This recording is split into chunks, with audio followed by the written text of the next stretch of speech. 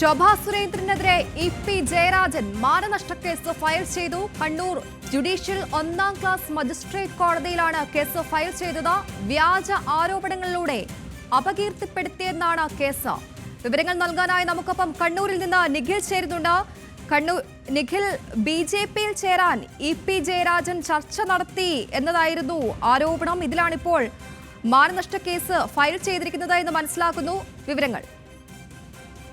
തീർച്ചയായും അതുതന്നെയാണ്. ബി.ജെ.പിയിൽ ചേരുന്നതിനായി നിരന്തരം ചർച്ചകൾ നടത്തിയെന്ന് ശോഭാ സുരേന്ദ്രൻ വാർത്താ സമ്മേളനത്തിൽ ഇ.പി. ജയരാജനെതിരെ ആരോപണം ഉന്നയിച്ചിരുന്നു. ഇ.പി. ജയരാജന്റെ മകന്റെ ഫോണിലൂടെയാണ് ഇത്തരത്തിൽ ആരോപണം, ഈ ചർച്ചകൾ നടന്നത്. ആ ഫോൺ ഉപയോഗിച്ചായിരുന്നു ചർച്ചകൾ നടന്നത് എന്നായിരുന്നു ശോഭാ സുരേന്ദ്രൻ അന്നത്തെ വാർത്താ സമ്മേളനത്തിൽ ആരോപിച്ചിരുന്നത്.